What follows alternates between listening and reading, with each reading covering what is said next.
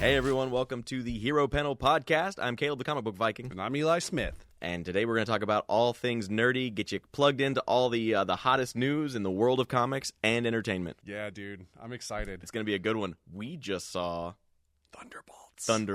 Oh my gosh. This movie, man. We're going to talk about a lot this episode. We're also going to be talking about our favorite comics that we've been reading this week in this past couple months, as well as all of the movie news that's coming out that we can think of off the top of our heads. And today we are going to have a special edition of Trivia where we are doing a giveaway. We are doing a giveaway today, guys, and we have something pretty cool, if I do say so myself. So get your thinking caps on, get ready to sit in the Mobius chair, and let us know all about what you know about comics. Yeah.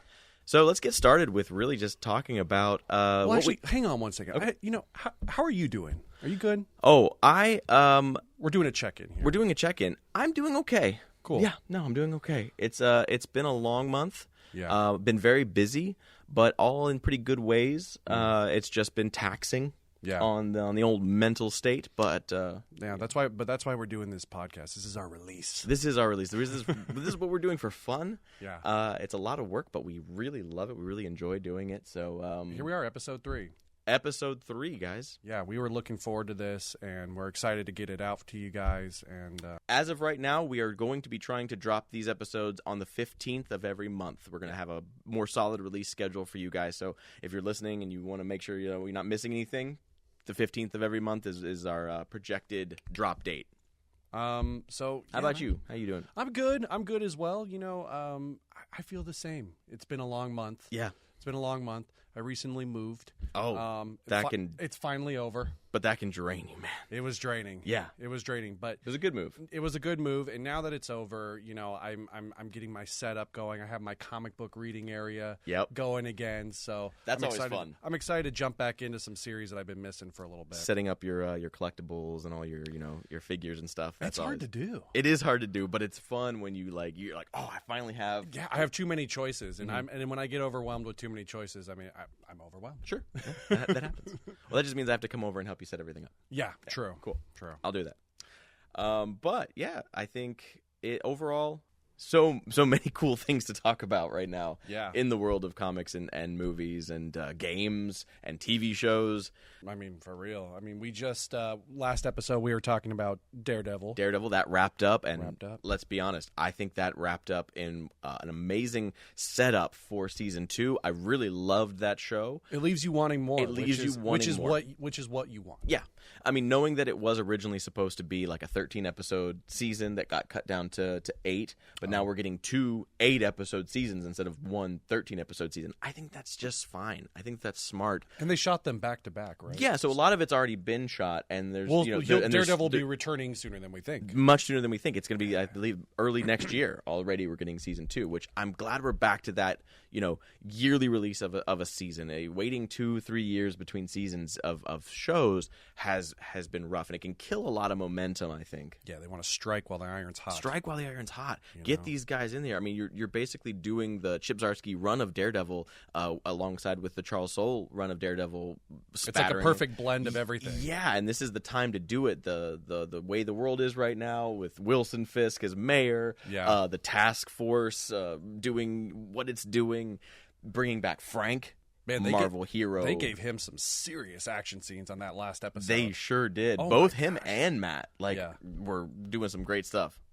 We've seen like a level of violence in this series that I've never seen in a Marvel movie before. Well, not in a Marvel movie before. But not since Deadpool. Not since Deadpool. But no, in a Marvel TV show, Marvel is understanding that it can push those boundaries a little bit further, and people are still going to be engaged. People are still going to want it, and that the audience is diversified enough so that people that are watching Daredevil aren't necessarily the same people that are watching the Marvels or Miss Marvel, exactly, and vice versa. Which, by the way, I enjoyed both of those projects, and I think that if you really do love this universe and you love these comic book stories, take it all in. Why not? Yeah, absolutely. Like, what harm does it do to watch everything? At least if you don't like it, it's still part of this mythology. It's still part of this lore. Yeah. Plus, and when you watch it all, you get to bring all of that experience into the projects that are coming up, and it always pays off. Into the conversation. It always pays. It pays off to watch Moon Knight, right? Because he's gonna come back again. He's gonna come it back. Pays off to watch Hawkeye, Echo, all those shows. All of it. Just don't watch Secret Invasion. That's the only one. You didn't miss anything if you passed on that one. Read the cliff notes. Read the comic. Read the comic. There you go. That one's the one to check out for Secret Invasion. Yeah, that one's got plenty of fun characters in it, and it makes a little more sense. It does.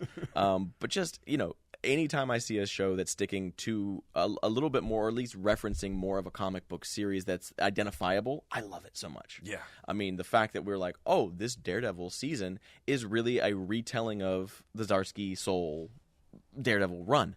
That makes me so happy because we're reading comics. Mm-hmm. We love comics. Mm-hmm. And these movies are adaptations of comics. Yes. Why not embrace that? Speaking of movies, we saw the Thunderbolts. And you know what? I even got the Wheaties box. Wheaties! He's on the Wheaties box. The Wheaties box. I love it. So, I don't love the phrase. I'm gonna set this. I don't know where to set this. I'm gonna put it back here. You, if you're listening, you can't even see it, but I do have the Wheaties Thunderbolts box. It was given as the popcorn box when I went and saw the That's awesome. An early screening for Screen Rant. They invited me out, and I got to go see that. That was really, really fun. It was a 4D experience. Oh my gosh! Which, let me tell you, were you rocking? I almost was thrown out of my seat a couple times. That thing was going hard when the car flipped, and it was like, boom! It shot you forward. Like, it really did. It flips you out. It almost flipped you out of your seat. I was not expecting to feel as many punches in my kidneys as those chairs were like. Every time there was a punch, it was like poof, poof, and gunshots were like coming out. Are there speakers on the chairs? No. There's little air cannons right by your head. So every time there's like it's like right by your head, dodging bullets in the theater. Oh, that's great. It always reminds me of the Honey I Shrunk the Kids ride that they used to have. And when you would feel the rats running around your leg. What'd you think about it? Right now, I don't love the phrase "we're back, we're so back." Sure. Because I think it's been used a lot. Yeah. But for me, this movie was the one that felt the most like a Phase 2 Marvel project. Yes. We were back to being we're grounded. They bought into this reality. Yeah. The acting was superb. The cinematography was gorgeous. Oh, absolutely. The fight choreography was amazing. It moved the story in the MCU further. This is the end of Phase 5. So we're ending this moment, and now we are looking forward. We're going to push the story forward, and it's the most forward momentum I feel like we've gotten in a Marvel movie up to this point. And I think that's something that the fans wanted as well. Yeah. And I wanted that. I wanted to see another step towards what the future and what we're going to see next. And we have some pretty good ideas where it's going. We've had some movie announcements, which we've talked about before. We know the titles of the new Avengers films that are coming Doomsday, out. We've got Secret War. So we know that that's generally the direction that they're pushing. But with those stories, so much can take place and so much can happen. And also, there's a lot that's left up to interpretation, creative interpretation as well. So we're going to see a version of those stories we know.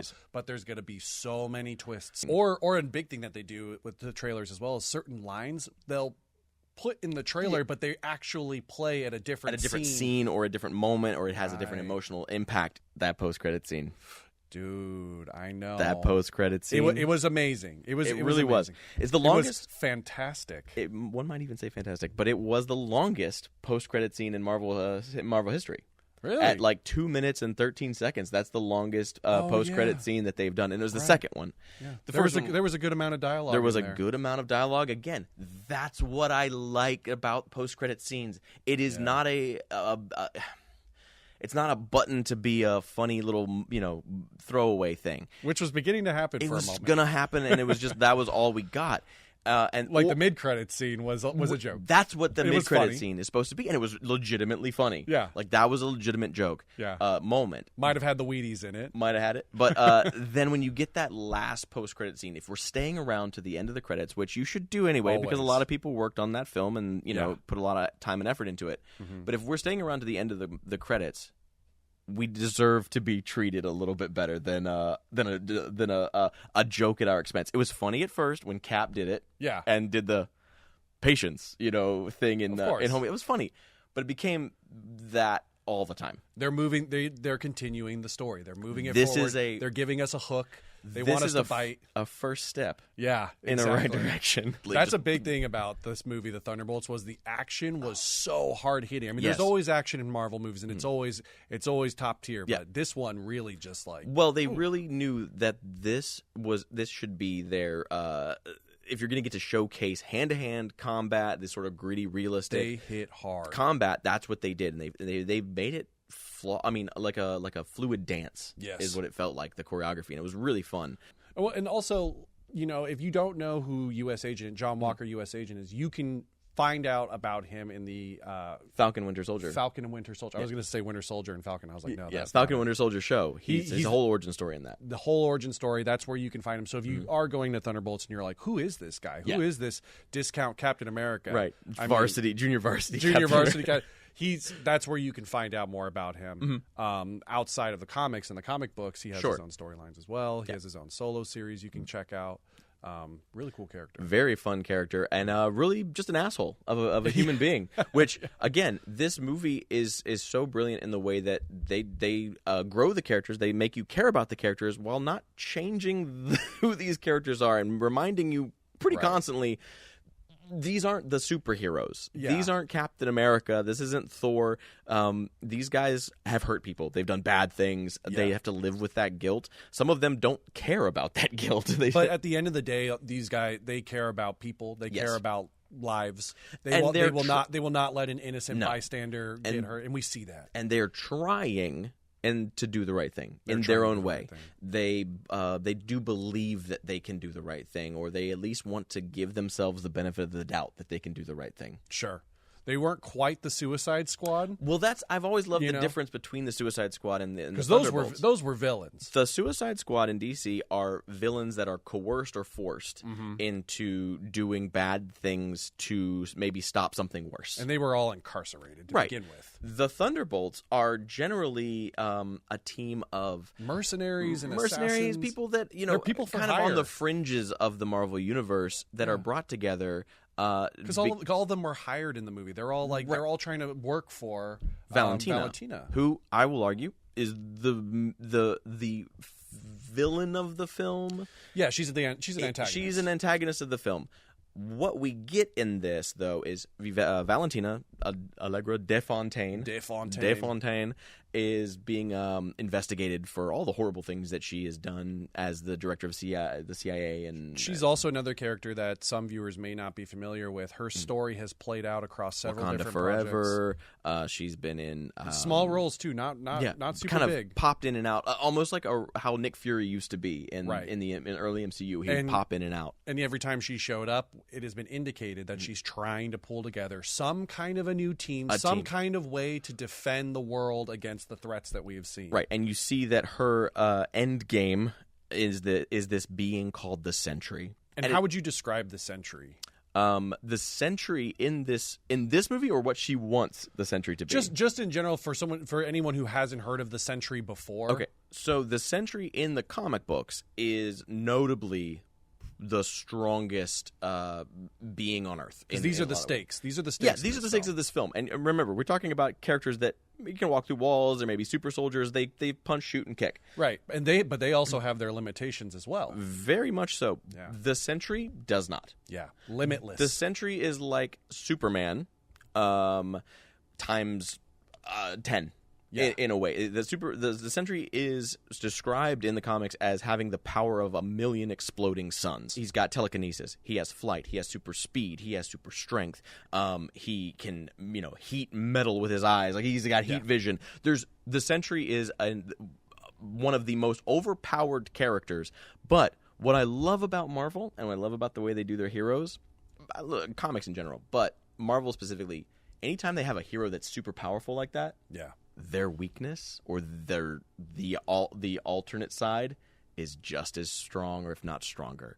So sure, the Sentry could be this great superhuman hero and save the world, save everyone, but he has a bit of a dark side. Yeah, the Void. He has a dark side called the Void, and the Void is sort of the manifestation in this film of depression, of anxiety, loneliness. of purposelessness. Right. And these all characters are dealing with this. So this movie is not only a great action film, I think it's a really introspective psychological story as well. Yeah, there are definitely some layers in this film. It's not just a run and shoot type of movie. No, it's got plenty of that. Sure, but at the end of the day, it's actually investigating all of those issues. Yep. And in a really powerful way as well. I mean, the ending of it, the way it is all solved is not by punching and kicking. No. And people that I've been excited about this movie for a long time, and I've talked about it on my social media. Where I think the idea of a group of people that should not win against this threat. This is a powerful threat that they really have no chance against. How do they beat that character? And I think they did a really, really good job. Yeah, absolutely. What was your favorite scene? My favorite scene of this... I know there might have been multiple favorite scenes. There was a lot. You could pick, it doesn't have to be the top one, or it could be. I think my favorite scene in this film was them going through the different... They call them shame rooms. Yeah. But the different psychological rooms throughout both Yelena and Robert and the Sentry's psyche, and dealing with sort of the ramifications of that. And I just thought that was really well handled. It felt almost Inception-y, going through different realities and memories. And absolutely. So I thought, that was great. Especially when Yelena is breaking through the different walls. Yep, and finding him in mirrors and like it was a maze. Yeah, it was a maze of shame. I love when the team reunites in there and Bucky shows up. And she goes, how did you guys do it? And he's like, I've had a great life. Yeah, that was fine. That was fine. I've had a great life. Nothing bad has happened to me in my entire life. It's like, so that was easy. So you just can only imagine the poor shit that Bucky went through in his mind. Bucky's had one hell of a ride. Oh yeah. So what about you? What was your what's one of your favorite scenes of the movie? When John Walker, Taskmaster, Ghost, and Yelena all meet up in the bunker. In the bunker. Or in the vault. Yeah. And we meet Bob, and they have that showdown with each other. Yep. It just brought me back to when Thor, Captain America, and Yes. Iron Man first met each other. And they had that battle in the woods. In the woods. And we'd been waiting for that for so long. We finally got it. But this was cool because, I mean, the way they fight, their different combat styles, and seeing that all combined, it was just super. And right away, you knew, like, this movie's going to kick ass. Oh, yeah. No, I was hooked right there. From the get-go, from Florence Pugh jumping off that building, I was like, oh, no, I'm invested now. Yes. Well, and when she was in that laboratory and the scientists shooting at her, and you could see where the Void had, vanished those people. And she didn't even notice. I saw that in the background. I was immediately. No, and he's like, Project Sentry. And she's like, I don't really care. I'm doing a job. Right. She's very disillusioned at this point. She's looking for a change in her life, and she's trying to get out of working for Valentina. And her relationship with Red Guardian in this film was a highlight. I think a very strong standout part of it. Just the Russian Captain America, the super soldier. He's so good. I got discount super soldier serum. I love David Harbour. We've done a couple of press junkets with him. We did the Violent Night. Oh, I love that movie. He was so cool. Viking Santa Claus? I know. Come on. This is my whole thing. Yeah, didn't they say that to him too about being like some sort of a Santa Claus in that movie as well? Yeah. What's old Santa Claus doing over here? Yeah, but oh man. So Red Guardian, Yelena, their relationship, we see the beginnings of that in the Black Widow solo film. That's where we meet Red Guardian. Yeah. And it continues. Yeah. It continues that storyline, and in a really good way as well, where he's been estranged from her for a year. Yeah. And they finally reunite, and there's tension. But and they fought. I mean, they fought for that moment in the film. Her and Florence Pugh and David Harbour fought for that moment of going, thank God. We need to reconnect. Like these characters were away from each other for a year. That should have some sort of emotional resonance. Yeah.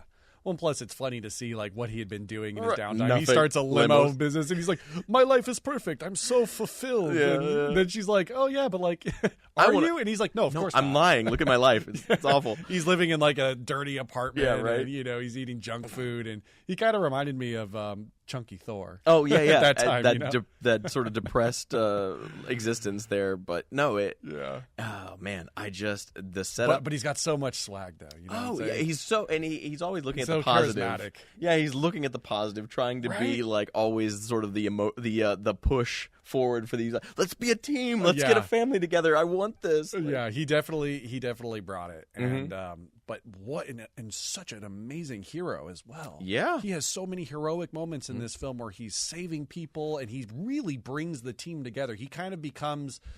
I'm not a father figure per se. He's the heart of that team. He's the heart of the team. As silly as he is, he's the only reason that He's the most excited about them becoming a team and patenting the name Thunderbolts. Yeah, right. And having that be like, Avengers. Exactly. Avengers with a Z. No copyright problems there. So basically, I guess, we're going to go into it. We'll go into the end of the film. So this is the ending of the film. They created the new Avengers. They are the new Avengers. Which was a surprise. I did not see that coming. I definitely thought that's not the typical new Avengers lineup at all. Nope. But if you've read the Bendis run of New Avengers, which I highly recommend, it's also the start of it's a very good introduction to the Sentry. Yeah. And so it made sense looking back at it. I was like, oh, that's what they're doing. They're doing New Avengers. They're setting up Sentry. They're kind of building this part of the world now. Right. And the Sentry at this point is a part of the new Avengers team, but he cannot act as the Sentry because what we learn in the film is that the Void basically comes along with the Sentry. Yeah, you can't have one without the other. You can't have one without the other, and that the potential chance of the Void taking back over is higher the more he is the Sentry. Yeah, the Void was about to take over all of New York, which let's see, like Wilson Fisk's vigilante task force. Yeah, deal with that. That's not you're not going to do anything when people are just getting vaporized. But he had to be stopped, and they stopped him in a way, which we mentioned before, not punching and kicking. Completely, it was a unique way of doing it as well. Stepping into the maze of the shame rooms and breaking that. Then that Bob didn't remember any of that. Yeah. So he has to trust them that that's what his life is. It's a very the Sentry Bob is a very such a likable. He's such a likable. He's likable, but he's tragic. Immediately when we meet Bob, he's kind of quirky. He's a little bit odd. They don't know where he came from. He keeps saying, "My name's Bob. My name's Bob," and they're like, "Oh my God, we don't Bob." care. Yeah, they're like, "Why do you keep saying Bob?" It's like this whole thing, but. He ends up being someone that we empathize for. Yeah. We really care about. We want him to get better. So when you see him, changing and becoming Sentry, and Valentina has him dye his hair blonde so he can fulfill this role of the new poster boy superhero that she wants. The world's mightiest hero is what she's calling him. Oh man, but his costume looked so good, so comic book accurate. My goodness. And seeing a movie up to that point where people have been just punching and shooting and kicking, seeing the Sentry being the most powerful being that we've seen in the Marvel universe, because I will say that, like, if you watch that movie and what he can do, it's like if you dropped Superman in the middle of Captain America movie. Sure. There's just a huge power jump there. Yeah. And it's like, oh, none of these people can handle this. And he is going to be a secret weapon. He is going to be in that. I mean, he's now a part of the team. Yep.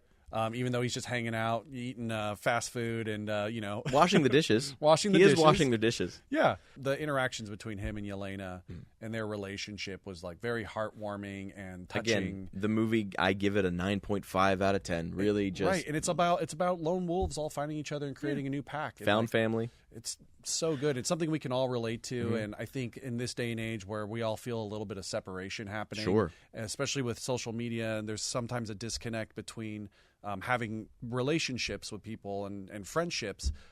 It was just like a good message of just like, reach out. Yeah. Reach out to someone, see if they're okay, see if check in on people. Check in on your friends. I think that's something I took away from that movie that was really heartwarming, and really how they solved and saved the day. Yeah. Is that why you asked how I was doing? Yeah. Okay. Yeah, we gotta check in. We check in with the Lucha. Are you feeling like a void or anything? Not particularly a void, but the slope is there always, and you just gotta. The void was so scary. Very true. But guys, go see Thunderbolts. Get ready for Fantastic Four that's coming out very soon. We don't have a lot of time to talk about that one today, but we will. We'll get to that one. Yeah, probably in that July episode. That July episode's all probably we're going to talk about. But right now, let's talk about what comics have you been reading recently? Like, what's been your top few comics that you've been enjoying? You know, I've been really loving the EC comic line. Yeah, I've been reading a lot of that. I love anthology stories. You know, like Vignette. Yeah, exactly, and especially with you know, having a 1-year-old and everything. Sometimes I'm like looking for a quick fix, and I can get those stories in and out really fast. And those are great. They're eclectic. They're so spooky, and just some of them are just like get under your skin, and you're like, oh my goodness. But the EC comic line has been really cool. I like Lee Bermejo, and he's been doing a lot of the cover art. And you know, I'm a big fan of his work, and that's just been, you know, that's been my jam. Also reading all of these Godzilla versus Fantastic Four versus Hulk versus Spider-Man versus Los Angeles. I love Godzilla. Yeah. Caleb loves Godzilla. A lot of our coworkers are all big Godzilla fans, and Godzilla's been just getting so much love lately. And I'm here for it. Really has. Yeah. He's crossing over with everybody. He's crossing over with everybody. He's about to go back to DC He's a too. multi-dimensional traveler, and he also just gained the powers of Venom. He got a symbiote. Got a symbiote at one point. He's also going to be gaining the powers of the Silver Surfer, I believe. Or some sort of cosmic power. Being. Yeah, cosmic power. It's a lot. And then Predator. I mean, there's movies coming out, there's shows coming out, TV animation coming out for Predator, and I know you talked about it a little bit online, but yeah, man, that Predator versus Spider-Man. Predator versus Spider-Man. Ooh. What if you take Predator 2, take it out of Los Angeles, you set it in New York, and you throw Spider-Man in there? Yep. It's just, how do you lose with that combination? And they write it so well, and the art is so visceral. It's so gross. I can't even post most of the images from it on TikTok because it would get flagged immediately. And no one is safe in that book. No. Oh my goodness. The people that you think are going to be the most protected by Spider-Man, nope. That, and then I've started reading Agent Venom. Nice. Yeah, I'm getting deep into that. Thank you for the recommendation. For sure. I've always wanted to get into the Flash Thompson storyline and how he became Agent Venom and what that's about. And man, it goes all over the place, and there's so many different characters coming in and out of that What do you series. think of Jack-O-Lantern as a villain? Wow, so cool, right? I had seen images of him before, but had never actually got to read a comic book with him in it, and now I'm like, okay, this guy's actually a really bad guy. Yeah, I think my favorite part about that series so far is just seeing the different evil characters that are coming out of it, and just they all look so cool, slimy, and out of the woodwork that he has to deal with. Speaking of Spider-Man, I've also been reading the Ultimate Spider-Man right now again, and I've pitched this before, but I'm going to keep pitching this. The 2000s? The 2025. Oh, okay. The new one. The new Ultimate Spider-Man. Jonathan Hickman, Ultimate Spider-Man, just dropped issue 16, I believe. Right.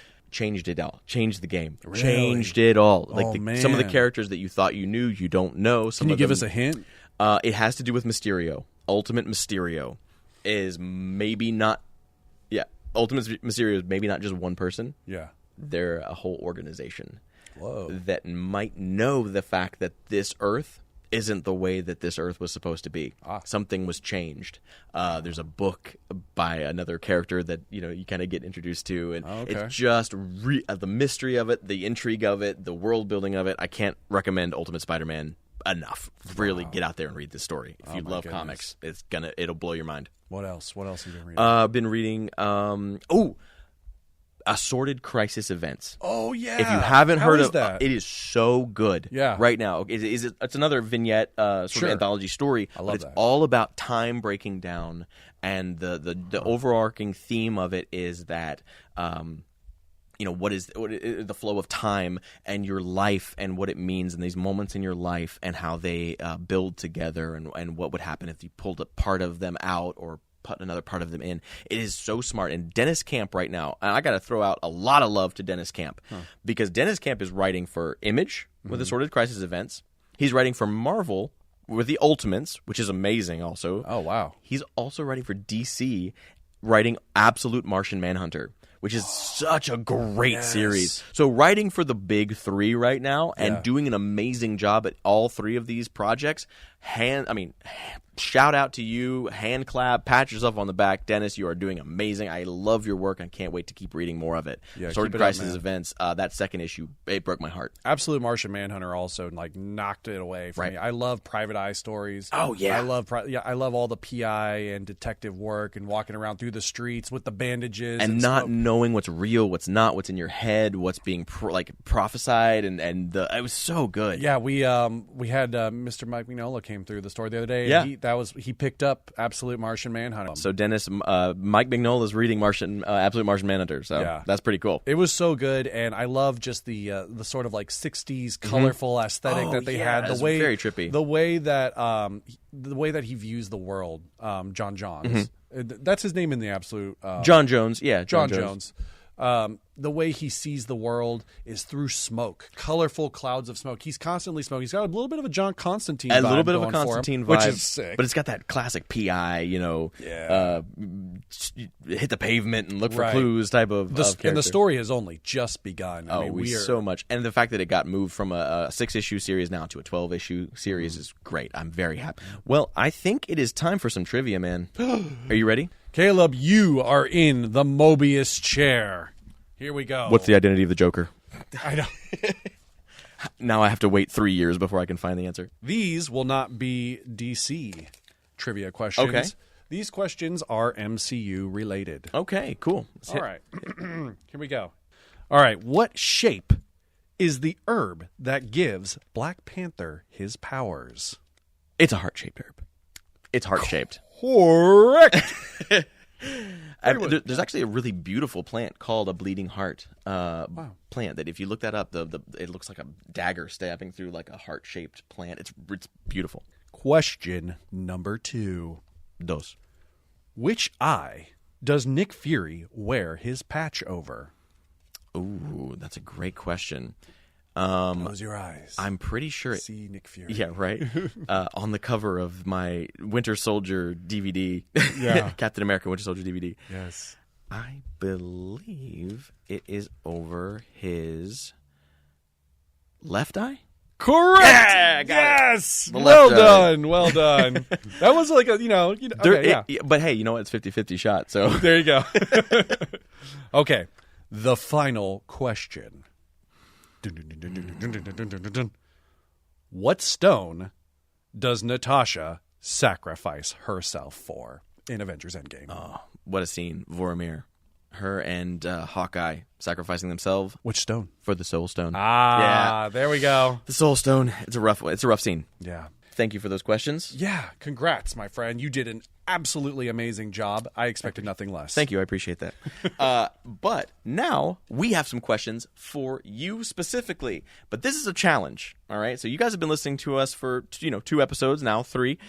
We want to do something for you guys. We love the support. We've almost hit 200 followers on TikTok. We're over 100 followers on Instagram. You guys are subscribing and liking to the YouTube channel. We really appreciate that. Thank you. But you know what? We're greedy. We want more. We do. We want more. So we're going to give you guys a incentive, right, to like, follow, and share our content. Yeah. We have for you today. Here we go. This bad boy. So this is Batman 158. The first issue of Hush 2, but this is the gold foil glow-in-the-dark exclusive cover that was given out for the release of this book. Yeah. And we have one that we want to give to someone out there who can answer these 3 trivia questions as well as like, follow, and share our content. And also, just a little bit, this is an exclusive book cover. It's sold out. It's sold out. You can't find this anywhere. Can't find this anymore. So, it's special. We're excited to give this away. We really are. It's a fun. And plus, it's the glow-in-the-dark covers. I mean, come on. Foil glow-in-the-dark covers. You don't see that a lot. It's so good. It's so nice. Also, the glow-in-the-dark is just, like, top tier. It's very, very nice. It looks nice. good. The bats, the symbol, it all looks great. Yeah. So, I'm going to give you guys 3 questions. And I want you to comment either. We're going to post this on this will be on the Instagram, TikTok, and Facebook account. You can post your answers, right, and like and share, and subscribe to us on YouTube. Yeah, and you'll be entered into a chance to win this cover. All right. And what are we thinking? Are we thinking end of the month, end of May? Yeah, by end of May, we will be announcing the winner. So perhaps, you got a little bit of time. Perhaps June 1st. Let's do it on June 1st. Okay. On June 1st, we will be announcing the winner of this giveaway. Yeah. So here we go. Question number 1. This is the Mobius Chair Test Your Metal edition. Yeah, let's do it. Number 1. What is the alter ego name of the DC superhero known as Steel? Was the alter ego of the DC superhero known as Steel? Question number 2. What is Steve Rogers' first shield made of in the MCU? Submit your answers. Question number 3. In the comics currently, Wolverine is fighting a sentient metal called the what? All right, guys, submit your answers, and we look forward to seeing what you say and sending you guys out a cool cover. Sweet. Wow, what a great episode. Yeah, a lot of stuff to talk about. Thunderbolts, such a good movie. There's always more we could discuss, but unfortunately, time constraints. Ran out of time this week. Yeah, but that's okay. That means we are rolling with it. We are, and we are so excited to come back. We've got more special guests. We've got more giveaways in the future, and we got more movies to talk about. And keep checking our TikTok. Keep checking our social media. We're going to be posting smaller videos, more snippets and whatnot. More regularly. We are currently announcing new comic books every week and keeping you guys in the loop. Yeah, so if you want to know some of the new books that are coming out, some of our favorites, check our TikTok, check our Instagram, and watch those videos. Yeah, also, Free Comic Book Day is this weekend. This weekend. It will be, when you see this episode, it'll have already happened. It'll already happened, but please, next year, go out and support Free Comic Book Day. It's an awesome experience. Yeah. Lots of great artists, lots of great writers, lots of great creators. We're excited for it. It's going to be a big deal. Look for pictures. We might make some videos as well. Maybe go live. We'll see. Yeah, maybe go live so that way you guys can see. Yeah, you guys want to see us do a live show sometime? That'd be kind of cool. Let's do it. All right. Yeah. Caleb? Eli? Always a pleasure. Indeed. You guys stay safe out there and keep reading comics, keep enjoying things, and keep creating. Bye. Bye.